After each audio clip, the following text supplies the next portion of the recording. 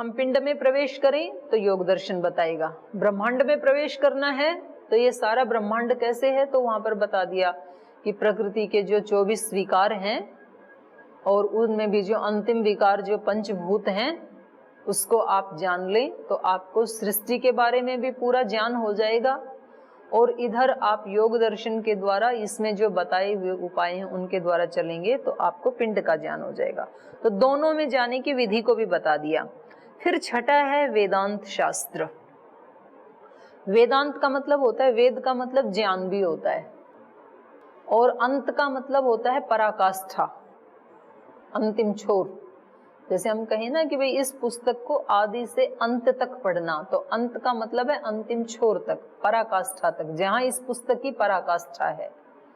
तो जो ज्ञान की पराकाष्ठा है, क्योंकि हमें इन पांचों दर्शनों में दोनों प्रकार का ज्ञान बताया, संसार का ज्ञान के बारे में भी बताया और अपनी आत्मा के ज्ञान के बारे में भी बताया, उसको कैसे प्राप्त करें उसकी विधि के बारे में भी बताया। तो देखो हमें मीमांसा में जो हमारा स्थूल जीवन है, एक व्यक्ति का जीवन कैसा होना चाहिए, एक ब्रह्मचारी का, गृहस्थ का, वानप्रस्थ का, सन्यासी का, तो वो सारा उसमें बता दिया, स्थूल जीवन। स्थूल के साथ साथ आप थोड़ा विशेष में भी प्रवेश करें, वो वैशेषिक में बता दिया। वो दोनों प्रामाणिक हैं या नहीं, कहीं आपके मन में डाउट ना आ जाए, तो वो न्याय दर्शन में उसको सिद्ध कर दिया। फिर आध्यात्मिक उन्नति के लिए हमें कैसे प्रवेश करना है, योग दर्शन में बता दिया, सृष्टि विज्ञान के बारे में सांख्य में बता दिया। अब उसकी पराकाष्ठा क्या है इस सारे ज्ञान की, इसका अंत कहाँ है, आत्मा के बारे में भी पता लग गया, पिंड के बारे में, शरीर के बारे में, इंद्रियों के बारे में, भूतों के बारे में, पांचों दर्शनों में सब हमें पता लग गया। केवल एक तत्व बच गया अभी, लेकिन इन सबको जो बनाने वाला और चलाने वाला वो कौन है। सांख्य में हमने संख्या सहित बता दिया कि ये प्रकृति से ये विकार होते होते सत्व रजस तम साम साम्यावस्था प्रकृति, प्रकृतिर महान मैं तो अहंकारो, अहंकारात् पंच तन्मात्राणि उभयम इंद्रियम, तन्मात्रेभ्य स्थूल भूतानि पुरुष इति पंचविंशतिर्गण। बता दिया सारा ब्रह्मांड किससे बना है, इन 24 तत्वों से बना है। आत्मा के बारे में भी योग दर्शन में खूब गहराई से बता दिया। लेकिन इस संसार को भी, इन सारी प्रकृति के विकारों को भी, हमारी आत्मा को भी, इन सबको नियंत्रण में रखने वाला कौन है, वो तत्व कौन सा है, तो वो ब्रह्म है। तो ये ज्ञान की पराकाष्ठा है, माने ब्रह्म से आगे तो फिर कोई ज्ञान बचा ही नहीं ना। तो ज्ञान की पराकाष्ठा के लिए फिर ऋषियों ने वेदांत शास्त्र को बनाया, तो उसमें ब्रह्म की। तो इस प्रकार से ये जो दर्शन हैं ये एक दूसरे के पूरक हैं, और पहले वाला दूसरे वाले ऋषि की जो बात है उसको स्वीकार करके और उसको आगे बढ़ा रहा है। जैसे आप इनके बारे में थोड़ा सा गहराई से देखेंगे ना, तो जो पहले वाले ने कहा वो अभी हम इसी में पढ़ते हैं,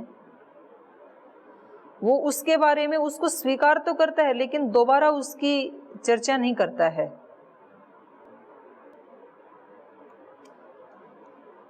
अब इनका नामकरण, इसके बारे में हम चर्चा करेंगे। इनका नाम जो है, तो जैसे मीमांसा है, तो मीमांसा शब्द का अर्थ ही जिज्ञासा होता है। उसका पहला सूत्र भी धर्म की जिज्ञासा ऐसे है, और मीमांसा शब्द का अपना अर्थ भी होता है जिज्ञासा।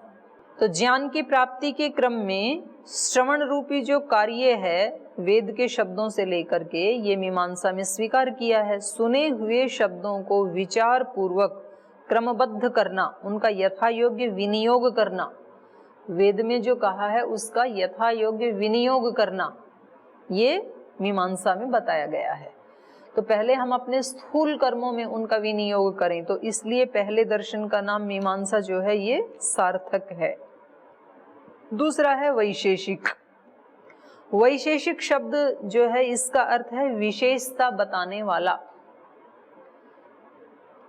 धर्म की विशेषता बताने वाला। तो ये मीमांसा में जो धर्म बताया था उसकी अपेक्षा ये धर्म का विशेष रूप से वर्णन करता है, इसलिए इसको वैशेषिक कहते हैं। फिर तीसरा है न्याय। प्रमाणों के द्वारा अर्थ का परीक्षण करके निर्णय पर पहुंचना। न्याय उसी को ही कहते हैं। आजकल भी जो लोक की भाषा है तो उसमें कहते हैं कि भाई इनका केस चल रहा था कोर्ट में, तो क्या न्याय हुआ, क्या न्याय मिला। न्याय का मतलब होता है निर्णय, अंतिम निर्णय क्या हुआ, तो ये न्याय है। न्याय दर्शन को न्याय दर्शन इसलिए कहते हैं कि वो धर्म का प्रमाणों के द्वारा परीक्षण करके निर्णय देता है कि ये जो बताया है ये ठीक है, इसलिए उसको न्याय दर्शन कहते हैं। योग जो शब्द है योग दर्शन में, तो ये युजे समाधौ से बना है। तो यहाँ पर समाधि को प्राप्त करना या समाधि समाधान भी होता है। उन जिन स्थूल धर्मों के बारे में हमने इन पिछले 3 दर्शनों में पढ़ा है, उनसे हमारा व्यक्तिगत जो समस्याएं हैं आंतरिक और बाह्य, उनका समाधान कैसे हो, तो ये युज समाधौ धातु से बना है। तो समाधान देने वाला है ये सब प्रकार का आंतरिक और बाह्य, इसलिए इसको योग कहते हैं। फिर है सांख्य, तो जिसमें निश्चयात्मक कथन माने अच्छे प्रकार से जिसका वर्णन हो उसको सांख्य कहते हैं। और इसमें संख्याएं भी निश्चयात्मकता को कह रही हैं। जैसे वहाँ पर बुद्धि के भी 50 भेद बताए हैं और वहाँ पर तत्वों की शुरू में ही गणना कर दी है 25 तत्वों की, तो ये संख्या से भी संबंध रखता है, इसलिए उसको सांख्य कहते हैं। और वेदांत का हमने अभी चर्चा ही की है। तो वेद का मतलब ज्ञान और अंत का मतलब पराकाष्ठा। तो जो ज्ञान की पराकाष्ठा पर सीमा पर चरम सीमा पर पहुंचाने वाला है वो वेदांत है। तो इस प्रकार इनके जो नामकरण हैं वो भी सार्थक हैं और इनका क्रम भी। अब इनका उद्देश्य क्या है, क्यों बनाए ये, तो दर्शन का अर्थ ही है यथार्थ ज्ञान। सत्य की जो खोज है मनुष्य को, हर व्यक्ति को जो खोज है सत्य की, उस खोज की जो पूर्णता है उस पूर्णता का नाम दर्शन है। तो पहले धर्म के स्वरूप का प्रतिपादन किया गया पहले दर्शन में। धर्म माने कर्तव्य, अपने कर्तव्यों का ज्ञान कराया वहां पर। फिर विशेष रूप से उस धर्म का व्याख्यान साधर्म और वैधर्म को लेकर के। फिर तत्व ज्ञान से निश्रेयस की सिद्धि माने प्रमाणों के द्वारा, और योगाभ्यास से कैसे ये अवस्था प्राप्त की जाए, और सांख्य में कैसे ये अवस्था पूर्णतया दुखों से रहित है। तो इन सब का विवेचन है। ब्रह्म में स्थिति का नाम ही निश्रेयस है, ये वर्णन किया गया वेदांत में। और इन 6 ही शास्त्रों का जो मूल उद्देश्य है वो है मोक्ष को प्राप्त करवाना। सबका प्रतिपाद्य वो ही है, मोक्ष देना। तो 6 दर्शनों में जो प्रतिपादित विद्याएं हैं उनके ऊपर थोड़ी सी चर्चा करते हैं अभी। 6 दर्शनों में ऊपर जो बताया उसमें अपने उद्देश्य के साथ साथ अपने उद्देश्य को सिद्ध करने वाली विद्याओं का भी वर्णन किया गया है। तो मीमांसा के विनियोग विद्या का उल्लेख, विनियोग का तात्पर्य शब्दों को अर्थों के साथ नियुक्त करना। तो जैसे वहां पर पहला ये अथा तो ब्रह्म जिज्ञासा, ये वेदांत का सूत्र है, ब्रह्म की जिज्ञासा। और वहां पर क्या है, अथा तो धर्म जिज्ञासा। धर्म की जिज्ञासा से शुरू करके ब्रह्म की जिज्ञासा तक लेकर के जाना, ये उद्देश्य है। शुरुआत की स्थूल धर्म से और अंत किया दर्शनों का ब्रह्म की जिज्ञासा, ब्रह्म तक पहुंचाना। अब जो मीमांसा शास्त्र का हम अध्ययन करते हैं तो शेष उसको सबसे पहले क्यों लिया, तो इसका एक कारण तो ये बताया कि यात्रा स्थूल से सूक्ष्म की ओर बढ़ाने के लिए वहां से शुरू किया। और दूसरा ये है कि परस्पर किसकी अपेक्षा है। जैसे मीमांसा शास्त्र में जो विषय लिया है ऋषि ने, उसमें 5 दर्शनों में से किसी की भी अपेक्षा नहीं है उसको। उसने वेद को प्रमाण माना है, वेद को लेकर के, और जो वेद में जो शब्द कहे हैं उनका अर्थ के साथ कैसे विनियोग किया जाए, ये सारा वर्णन है मीमांसा में। तो मीमांसा को किसी अन्य 5 शास्त्रों में से किसी की भी अपेक्षा नहीं है, इसलिए उसको सबसे पहले लिया गया है। स्वतः प्रमाण सिद्ध किया है उन्होंने वेद को, उनसे कोई पूछे कि आप वेद को प्रमाण मान रहे हैं तो कैसे माने कि वेद में जो कहा है वो सत्य ही है, तो फिर उन्होंने सिद्ध किया कि वेद तो स्वतः प्रमाण है। तो अनेक सूत्रों के माध्यम से उन्होंने ही वेद की प्रामाणिकता को सिद्ध कर दिया। तो जब यहाँ पर मीमांसा ने वेद की प्रामाणिकता को सिद्ध कर दिया तो वैशेषिक दर्शनकार ने, दूसरे नंबर पे जो दर्शनकार आए, उन्होंने उसका सम्मान करते हुए तीसरे सूत्र में मान लिया तद्वचनाद आमनायस्य प्रामाण्यम, कि हम उसको वेद का वचन होने से हम उसको प्रमाण मानते हैं, क्योंकि वेद स्वतः प्रमाण है, ये मीमांसा में सिद्ध कर दिया गया है। तो अब वैशेषिककार ने तुरंत उसको स्वीकार कर लिया। तो इससे दो चीजें हमें समझ में आती हैं। पहली तो ये है कि वो एक ऋषि दूसरे ऋषि का कितना सम्मान करते थे। दूसरा ये है कि सत्य को स्वीकार करने में उनको कोई झिझक नहीं थी कि भाई मैं अपने अहंकार को बढ़ाऊं, उन्होंने कहा था, मैंने थोड़ी कहा है। उन्होंने एज इट इज उसको स्वीकार कर लिया। तो जो ऋषि होते हैं वो सत्य को स्वीकार करने में कभी अपने अहम को आड़े नहीं आने देना चाहते हैं। तो ये भी इससे सिद्ध होता है। फिर यहाँ दूसरे अध्याय में भी वैशेषिककार ने माना मंत्र आयुर्वेद प्रामाण्य वच्य तत्प्रामाण्य आप्त प्रमाणानि। तो इनको सबको इन्होंने वेद का प्रमाण मानने से इन सबको प्रामाणिक मान लिया है, मंत्र को, आयुर्वेद को। तो ये क्योंकि पहले वाले में वेद को स्वतः प्रमाण सिद्ध कर दिया, तो इन्होंने कई ऐसे इसमें सूत्र आए हैं वैशेषिक में, प्रत्यक्ष अनुमान उपमान शब्दः प्रमाणानि, ये न्याय में आ गया। तो न्यायकार ने भी उसको स्वीकार किया। तो एक दूसरे को ऐसे स्वीकार करते हैं ऋषि, शब्द को ही प्रमाण रूप से स्वीकार किया गया। इसी प्रकार योग दर्शन में भी आगम को प्रमाण मान लिया। परिभाषा कर रहे थे ना वृत्तियों की, तो जैसे ही प्रमाण का आया, जो 5 वृत्तियां हैं, तो उनमें जैसे प्रमाण का आया तो पहले वालों की तो वो परिभाषा करते गई, पहली जो वृत्तियां हैं, पर जैसे प्रमाण का आया तो प्रमाण के बारे में कोई डेफिनेशन नहीं की उन्होंने, सीधा ही कह दिया प्रत्यक्ष अनुमान आगमाः प्रमाणानि, संख्या कि हम इतने प्रमाणों को स्वीकार कर रहे हैं अपने इस शास्त्र में। क्योंकि पहले न्याय दर्शन में सारे प्रमाणों को परीक्षण करके सिद्ध कर दिया गया है, तो इन्होंने उसको एज इट इज स्वीकार कर लिया है। और फिर जैसे स एष पूर्वेषाम अपि गुरु कालेन अनवच्छेदात्, ईश्वर के बारे में पहले नहीं आया था, तो इन्होंने उस ईश्वर की परिभाषा कर दी योग दर्शन में, प्रमाण की नहीं की। प्रमाण तो पहले ही आ लिए, तो उसकी कोई परिभाषा नहीं की, ये कह दिया कि हम इतने प्रमाणों को मानते हैं।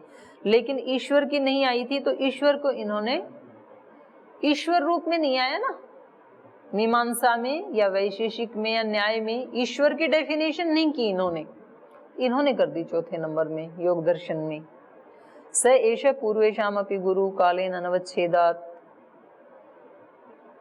तो सांख्य दर्शन में भी वेद को कोई ईश्वरीय ज्ञान मान करके उसको स्वतः प्रमाण माना है। इसमें भी निज शक्त्याभिव्यक्ते स्वतः प्रामाण्यम, तो इन्होंने अलग से इसको नहीं प्रमाणित किया वेद को, बल्कि उनके कथन को ही स्वीकार करके इन्होंने भी स्वीकार कर लिया है। और ऐसे ही यहाँ पर भी आया है शास्त्र योनित्वात् अतएव च नित्यत्वम, इसमें वेदांत में। तो इस प्रकार से ये एक दूसरे ऋषि का सम्मान करते हैं। अब आगे है वैशेषिक प्रथम पदार्थों के लक्षण न करके नाम उल्लेख मात्र करता है, क्योंकि उसे मीमांसा के द्वारा शब्द का ज्ञान ही हुआ है। पुनः वह साधर्म्य वैधर्म्य के द्वारा उनके लक्षणों को निर्धारित करता है, और न्याय सर्वप्रथम निर्धारित लक्षणों का ही परीक्षण करता है। वैशेषिक में मन को द्रव्य और बुद्धि को गुण माना गया है। यह मानकर ही न्याय में 12 प्रमेयों के अंतर्गत बुद्धि और मन को अलग अलग मान करके बुद्धि के गुण रूप लक्षण और मन का द्रव्य रूप लक्षण कर दिया गया है। माने ये उसके बाद क्यों आया, उसके हेतु दे रहे हैं ये, कि वैदिक दर्शनों के क्रम में वैशेषिक के बाद ही न्याय आया, ऐसा कोई संशय करे कि कैसे माने, तो उसके लिए हेतु दे रहे हैं ये, कि वैशेषिक में बुद्धि को तो गुण माना है, गुणों में गिना है बुद्धि को, और मन को द्रव्य माना है। तो न्यायकार ने क्या किया, बुद्धि और मन को अलग अलग स्वीकार कर लिया, क्योंकि उन्होंने बुद्धि को गुण माना वैशेषिक ने, और मन को द्रव्य माना, तो दोनों अलग अलग है ना। तो इन्होंने भी दोनों को अलग अलग ही माना, न्यायकार ने भी। इसलिए इन्होंने मन और बुद्धि को पृथक पृथक ही स्वीकार करके और दोनों का अलग अलग लक्षण कर दिया, मन का अलग कर दिया, बुद्धि का अलग कर दिया। न्याय की जो पंचावयव प्रक्रिया है वो वैशेषिक की साधर्म्य वैधर्म्य का ही विशेष व्याख्या है। वहां वो साधर्म्य वैधर्म्य से स्वीकार कर रहे थे, उसको उसी रूप में स्वीकार करते हुए उसको और विशेषता देने के लिए इन्होंने पंचावयव के सिद्धांत को स्वीकार कर लिया। अब है योग दर्शन। योग शास्त्र भी न्याय की भांति ही उद्देश्य, लक्षण, परीक्षण, पद्धति सब में वही है, शैली सब की वही है। पहले उद्देश्य करते हैं, माने पहले ही बता दिया, अथ योगानुशासनम योगस चित्तवृत्ति निरोध। पहले उसका उद्देश्य करते हैं, कथन करते हैं, फिर उसका लक्षण बताते हैं, तो ये लक्षण बता दिया चित्तवृत्ति, फिर उसका परीक्षण करते हैं, तो पद्धति वो ही है। तो कतिपय स्थलों पर कुछ सूत्रों की अव्याख्यायित, कुछ सूत्रों को इन्होंने व्याख्या नहीं किया, अव्याख्यायित ही छोड़ दिया। जबकि वैदिक दर्शन को पूर्वापर की इक्षिका से देखते हैं तो उन स्थलों की व्याख्या न्याय आदि पूर्ववर्ती शास्त्रों में हो चुकी है। जैसे वृत्तियों के प्रकरण में अभी जो हम चर्चा कर रहे थे, प्रमाण वृत्ति की परिभाषा नहीं की। वृत्तियां 5 है ना, कौन कौन सी? तो विपर्य की परिभाषा कर दी, क्या है? सबकी कर दी ना, आगे चारों की, प्रमाण की नहीं की। केवल प्रमाण आते ही, क्योंकि प्रमाण की पहले हो चुकी है न्याय दर्शन में, इसलिए इन्होंने नहीं की, तो उसको अव्याख्यायित ही छोड़ दिया है। ईश्वर की जैसे नहीं हुई थी व्याख्या, तो ईश्वर को परिभाषित कर दिया फिर इन्होंने। ऐसे ही जैसे सांख्य दर्शन में या इसमें योग दर्शन में भी वो जो सूत्र आता है, 15 नंबर सूत्र है, सर्वम दुखम परिणाम ताप संस्कार दुःखैहि गुण वृत्ति विरोधाच्च दुःखमेव सर्वम विवेकिनः। तो यहाँ दुख शब्द जो शास्त्रकार ने प्रयोग किया, तो पहले दुख क्या होता है वो तो बताया ही नहीं। अभी दुख की परिभाषा आई नहीं ना, 15 सूत्र से पहले दुख कहीं आया ही नहीं, और सीधा कह दिया कि दुःखमेव सर्वम विवेकिनः। तो ऐसा क्यों कहा? क्योंकि दुख की परिभाषा न्याय शास्त्र में हो चुकी है, बाधना लक्षणम दुखम, इनको पता ही है, इन्होंने उसी परिभाषा को स्वीकार कर लिया। इनको पता है कि हमारे से पहले लोगों ने न्याय शास्त्र में, न्याय दर्शन में दुख की परिभाषा को जान लिया है, इसलिए उसकी परिभाषा नहीं की, उसको ले लिया। ऐसे सांख्यकार ने भी दुख की परिभाषा नहीं की, शुरुआत में ही कह दिया अथ त्रिविध दुख अत्यंत निवृत्ति अत्यंत पुरुषार्थ। अब कपिल ऋषि से कोई पूछे कि पहले ये तो समझाओ कि दुख है क्या, आप दुख के बारे में कह रहे हैं, त्रिविध दुख कह रहे हैं, तो दुख है क्या? तो क्योंकि उन्होंने उनसे पिछले वाले दर्शन में व्याख्या हो चुकी है दुख की, बाधना लक्षणम दुखम, तो उसको उसी रूप में स्वीकार कर लिया है। तो जो हो चुका है उसको ये दोबारा नहीं करते हैं, जो बिल्कुल नहीं छूट गया था उसकी ये परिभाषा करते हैं, ऐसा इनकी शैली है। और योग सूत्र में और जगह भी विशेष दर्शन है, आत्म भाव भावना विनिवृत्ति ही क्लेश कर्म विपाकाशेय अपरामृष्ट पुरुष विशेष ईश्वर, जो छूट गया उसकी परिभाषा करते गए। ये दृष्टि दृश्यो संयोगो हेय हेतु, क्योंकि वैशेषिक के जो संयोग विभाग आदि गुण थे ना, तो वहां पर संयोग विभाग हमने वहां पढ़ लिया, तो यहाँ पर सीधा संयोग शब्द प्रयोग कर दिया इन्होंने, दृष्टि दृश्यो संयोगो, संयोग शब्द का प्रयोग कर दिया, क्योंकि हम जानते हैं संयोग क्या है, संयोग हमने वहां पढ़ लिया वैशेषिक में। ऐसे ही वैशेषिक का जो परिमाण गुण और महत्व, ह्रस्व परिमाण, तो इसको वहां पढ़ लिया। तो न्याय दर्शन में परिमाण की दोबारा से परिभाषा नहीं की, न्याय दर्शन में सीधे हमें परमाणु पर लेकर के गई, क्योंकि परिमाणों की चर्चा पहले वैशेषिक में हो चुकी है।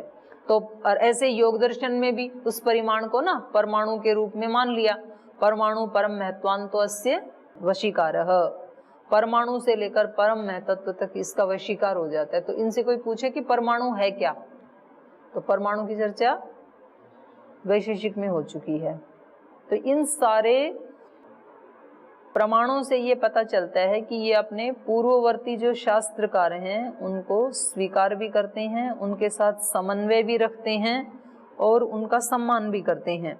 विशेषा विशेष लिंग मात्रा लिंगानी गुण पर्वाणी, तो यहाँ भी गुण को स्वीकार कर लिया, गुणों की उत्पत्ति को वैशेषिक में बताया था, उसको यहाँ इन्होंने स्वीकार कर लिया है। अब पांचवा है सांख्य शास्त्र। सांख्य सूत्रों का प्रारंभ ही 3 प्रकार के दुखों से होता है, तो इन्होंने भी दुख की परिभाषा नहीं की, सीधे उनके प्रकार बता दिए हैं। और इसके अतिरिक्त न काल योग तो व्यापिनो नित्यस्य सर्व संबंधात, तो काल की चर्चा वैशेषिक में हो चुकी है, तो इसलिए इन्होंने काल की नहीं की, सीधा इन्होंने काल का योग कर दिया। न देश योग तो भी अस्मात्, तो यहाँ देश मतलब दिक्, तो दिक् की वैशेषिक में आ चुकी है। तो ये इनका आपस में समन्वय है। तो जो लोग ये कहते हैं कि दर्शनों का परस्पर विरोध है, उनमें तो आपस में कोई संबंध नहीं है, तो ऐसा नहीं है। ये अनेक प्रमाण हैं हमारे ऊपर, हमारे पास, जो इनके परस्पर समन्वय को परिभाषित करते हैं। अब इनके जो भाष्यकार हैं, तो जो मूल भाष्यकार हैं मीमांसा का, तो महर्षि दयानंद ने भी कहा है, शाबर भाष्य शबर स्वामी ने किया है, और उसके बाद वैशेषिक दर्शन है तो प्रशस्त पादाचार्य हैं, फिर न्याय दर्शन के वात्स्यायन ऋषि हैं, फिर चौथे नंबर पे योग दर्शन है तो उसके व्यास ऋषि हैं, 5वें नंबर पे सांख्य दर्शन है, तो इसमें विज्ञान भिक्षु जी का ही मिलता है सबसे प्राचीन। तो फिर उसके बाद इनका ब्रह्म मुनि जी का है, फिर हिंदी की तो बहुत सारी टीकाएं हैं और भाष्यकार हैं, और ऐसे ही फिर इनका जो वेदांत का है, इसमें भी अपने शंकराचार्य जी का मिलता है भाष्य सबसे प्राचीन, और शबर स्वामी का भी है, और इनका विज्ञान भिक्षु जी का भी है, और ब्रह्म मुनि जी का है। और फिर हिंदी टीकाएं तो उदयवीर शास्त्री जी आदि की और आधुनिक विद्वानों की भी बहुत उपलब्ध हैं हिंदी में। तो इस प्रकार से ये जो हमारे वैदिक दर्शन, इनके भाष्यकार और इनकी विद्या, इनमें किन किन विद्याओं का प्रतिपादन किया गया है और एक दूसरे से इनका क्या समन्वय है, इसकी आज हमने चर्चा की है। और दर्शन जो है, जैसे शुरू में ही हमने चर्चा की, ये केवल क्लास में पढ़ने के लिए या केवल डिग्री के लिए दर्शन की महत्ता नहीं है, बल्कि जीवन के हर कदम के ऊपर। और महर्षि दयानंद को यदि थोड़ा टाइम और मिल जाता तो वो इसको बहुत ही सुंदर ढंग से भाष्य करने वाले थे, उनको टाइम नहीं मिला, तो इसलिए उनके बहुत ज्यादा इसको सम्मान देते थे। वो उपांग के, वेद के उपांग के रूप में उन्होंने स्वीकार किया। और इसमें सत्यार्थ प्रकाश में भी 2-3 जगह, तीसरे समुल्लास में, दूसरे समुल्लास में, फिर आगे जा करके 7वें समुल्लास में जगह जगह उसका उल्लेख किया है षड दर्शन का। संस्कार विधि में भी उसका उल्लेख किया। तो ये हमारे जो वैदिक दर्शन हैं 6, इसके बारे में आज हमने चर्चा की है, और इनके क्रम के बारे में हमने चर्चा की। और इसमें अगर आपको कहीं कोई आपके मन में प्रश्न आ रहा है, इनका परस्पर क्या संबंध है, इनमें क्या समन्वय है, इनमें क्या विषय है, इनका नामकरण इस रूप में क्यों रखा गया, कौन कौन इनके भाष्यकार हैं, तो इसमें हमने संक्षेप रूप में आज चर्चा की है। तो आपका कोई प्रश्न है तो आप पूछ सकते हैं 6 दर्शनों के बारे में।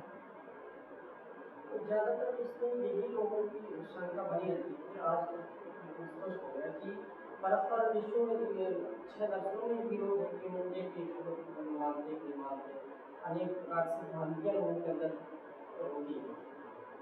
विरोध नहीं है, बस वो जो जहां पहले वाले ऋषि ने छोड़ा था उससे आगे अगला वाला ऋषि शुरू करता है। पिष्ट पेषण नहीं करना चाहते हैं वो।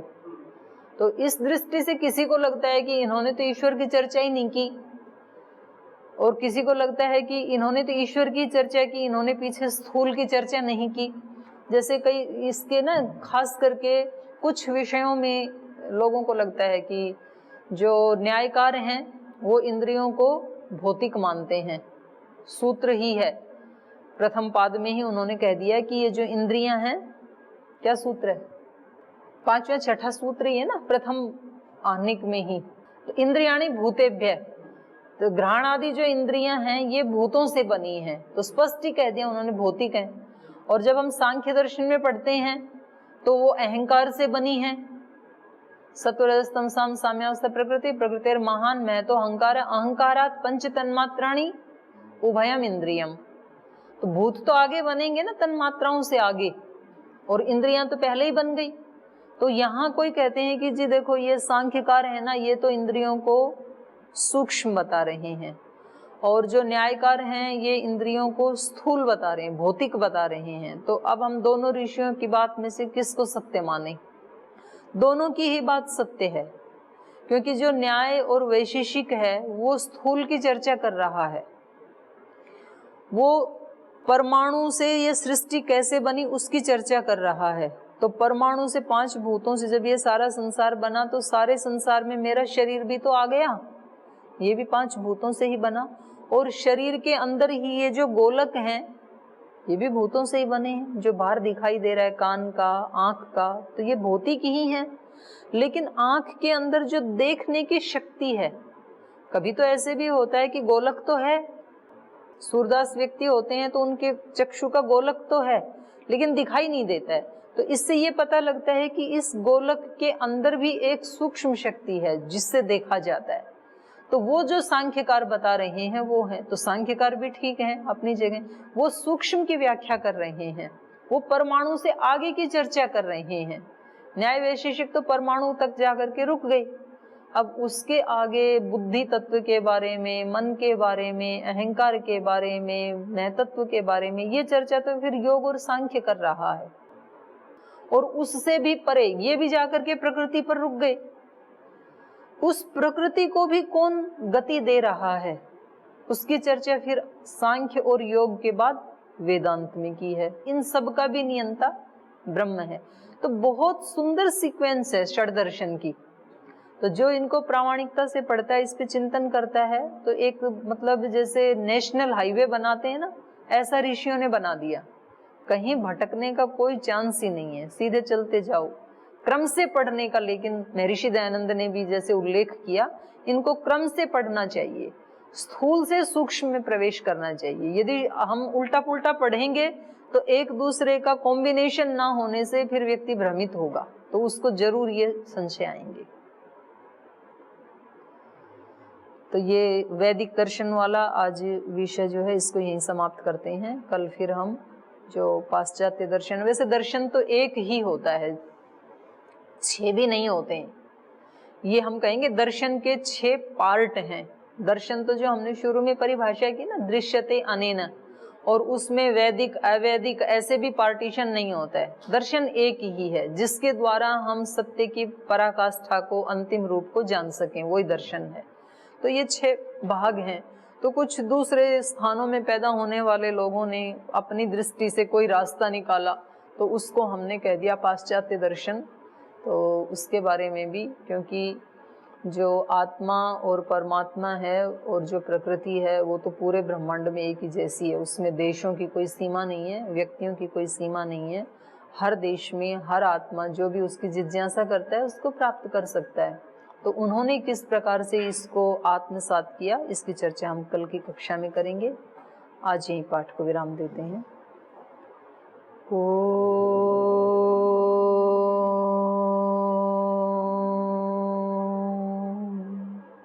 शांति शांति शांति। श्री गुरुभ्यो नमः।